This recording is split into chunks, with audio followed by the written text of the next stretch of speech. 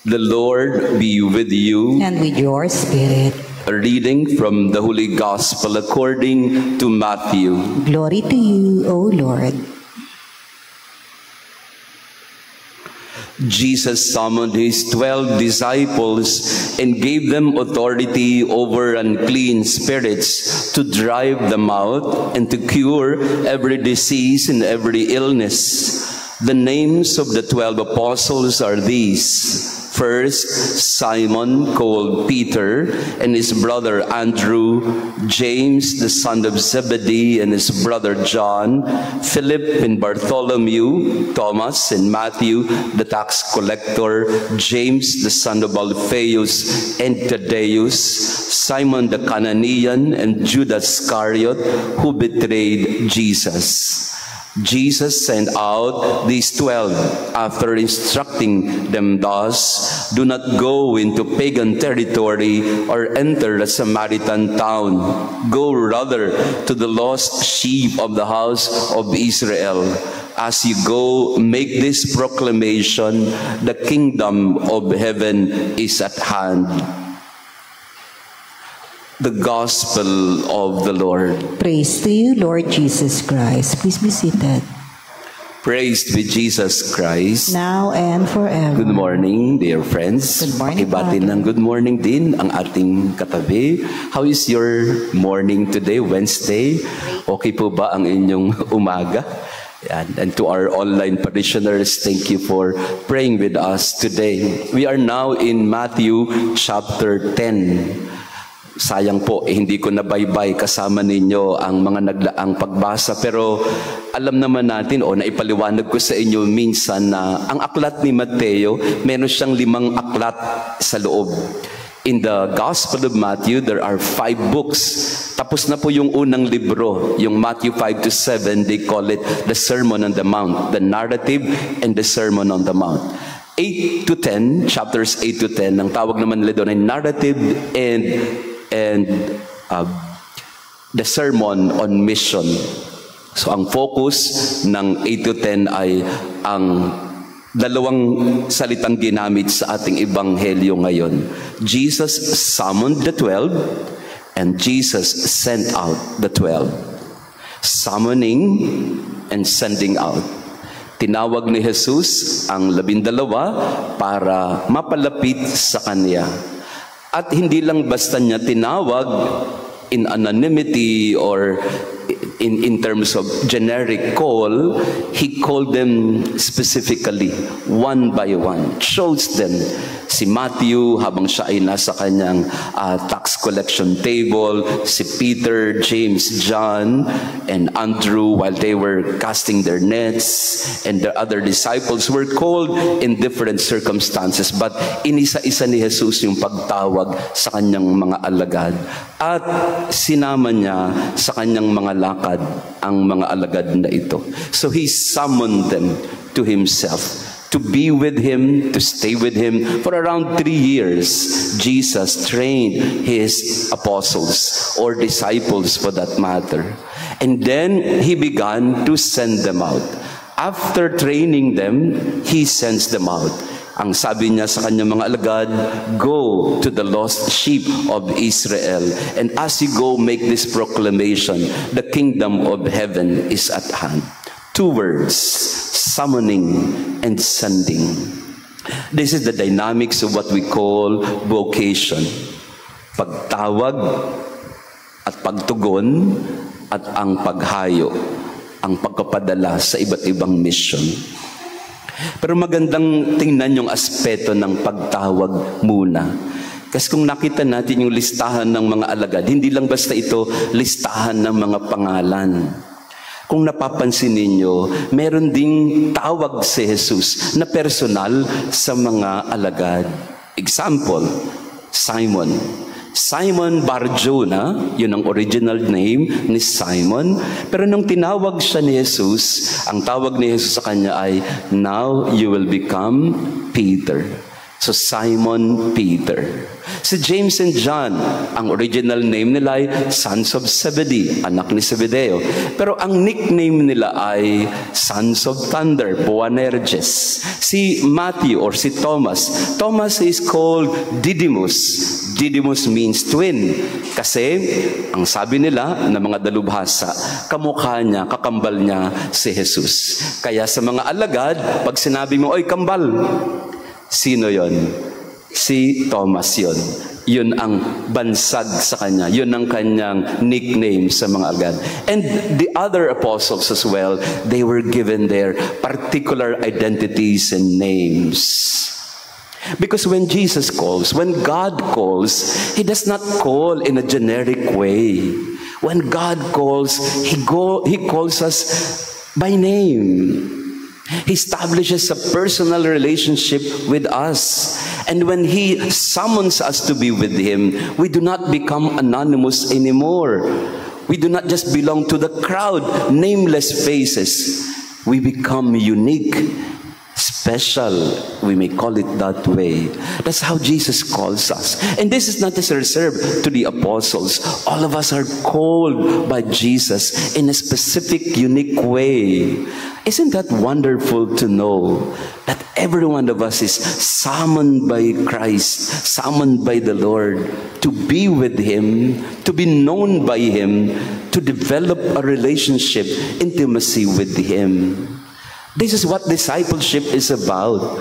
Jesus calls us to be with Him. Yung maging pamilyar tayo sa Kanya at tayo maging pamilyar sa Kanya. Bago niya tayo isugo. The dynamics of vocation does not end with just summoning. It ends with sending. Pope Francis calls it missionary discipleship. You are a disciple that I call to be with me, but you will be a missionary that I will send to the people. And that's who we are. Not just reserved to the priests or to the religious, but everyone, every baptized is sent. Every Christian is called in order to be sent to a mission. But it all begins with this fundamental relationship and encounter with Jesus. To be with Him. To be intimate with Him. And we pray to the Lord that we may have the same experience and encounter with Jesus. That Jesus becomes a friend, a companion in the way. That Jesus becomes a familiar figure in our life. That every day as we navigate the different struggles that we have in our life, Jesus accompanies us. Jesus walks with us. Jesus guiding us at every moment of our life. That's the first thing that should happen. In fact, that's the most fundamental experience that we should ever have. The experience of the intimacy of Christ. Without that intimacy with Christ, all the rest would be for nothing. Even the good things we do, even the charitable actions that we do, they would mean nothing if they are not anchored on that basic fundamental relationship and friendship with Jesus. Friendship with Jesus. Paglalakad, paglalakbay, kasama niya, pakikipag-ugnayan sa Kanya sa araw-araw, until you develop that intimate connection with Him, and that you become familiar with His ways, and that He becomes familiar with your ways as well. So our prayer for all of us is that we may be summoned by Jesus to be with Him. Summoning, calling to be with Him. May na-receive po akong message, and I would like to end with this. No, may na-receive po akong message from one of our online parishioners, and well-meaning naman, and I take it in a positive way. Natatawa na lang ako at napapangiti. Kasi ang sabi niya, Father, nung Monday, pinahiya mo naman si Father Mark. Tinawag mo siyang, hey priest. No? You embarrassed Father Mark because you called him, hey priest, you go to the middle. Parang dinisrespect ko daw si Father Mark, sabi niya. And I take it in a positive way. Kaya lang nung siguro may pagkakamali ako kasi hindi talaga dapat sa online ginagawa ayon. But if you see me and Father Mark in private, in small conversation, we always engage in playful banters. Para kami hong bata ni Father Mark, kasi lagi ho kaming naglolokohan, nagbibiruan. Because that's how intimate and familiar we are to each other. Hindi niya ako tinatawag na Father Jason. He calls me Jason. But I call him priest. Kasi nga, high priest siya. Sumatangkad siya. So, yun ang aming dynamics ng relationship. Familiarity in terms of, hey priest, hindi ko alam na pag sinali pala namin kayo doon, hindi nyo magigets yun. Akala nyo, dinidisrespect ko siya. But among us, sa aming dalawa, it's our term of endearment. I was thinking to myself, totoo yun. It depends on the quality of your relationship. Di ba ganyan din kayo sa pamilya? Di ba may mga tawagan din kayo sa isa't isa na hindi maiintindihan ng ibang tao? Halimbawa, magtawagan kayo na sa akin pong opisina, sa isang opisina ko po, marami kong opisina, meron po akong 2 empleyado doon na ang tawagan nila sa isa't isa ay love. Love. Pag nakakarinig yung mga ibang taga-opisina, uy, ano ba yun? Napaka-skandaloso naman. What do you call each other? Love, hindi naman kayo mag-boyfriend, mag-girlfriend. Pero hindi maiintindihan yun ng outsider kasi yung relationship nila is between them. There's intimacy in friendship which other people do not share with them. Kayong mga magbabarkada halimbawa, you have your names for each other. But terms of endearment that people outside cannot know.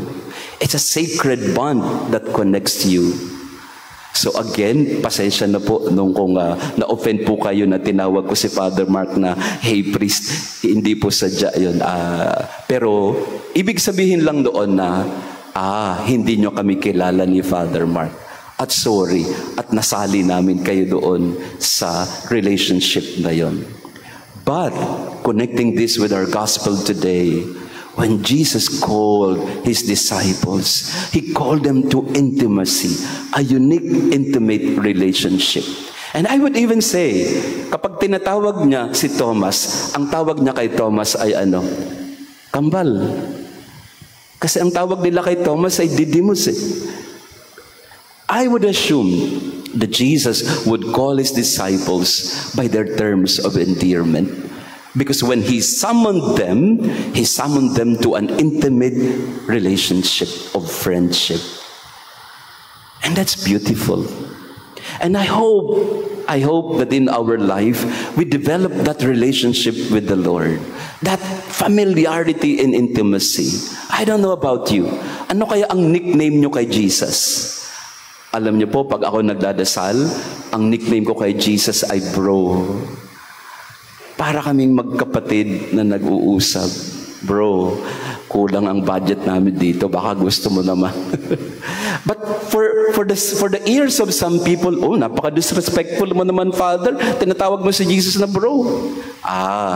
You'll never understand that. Because that's between me and the Lord. Same thing with you. How do you relate with Jesus? Do you connect with Him in a familiar, intimate way in friendship or not? Our goal is to be summoned to become a friend of Jesus, to develop that relationship with Him so that as we walk along in life, we know that we have a friend in our midst. Our prayer, my prayer for all of you is that you may discover Jesus walking along with you in life as your friend. Praised be Jesus Christ. Now and forever. Let us pray. Grant, we pray, O Lord, that having been replenished by such great gifts, we may gain the prize of salvation and never cease to praise you through Christ our Lord. Amen. Maraming salamat po sa inyong pagdalo sa ating banal na misa. To our online parishioners, thank you for praying with us today as well. Jesus summons us, be with me, befriend me, as I would like to be a friend to you. Jesus calls on us to be with Him every day. The Lord be with you. And with your spirit. And may our loving God bless you and your family, the Father, the Son, and the Holy Spirit. Amen. Our Mass has been offered. Go in peace to love and serve the Lord. Thanks be to God.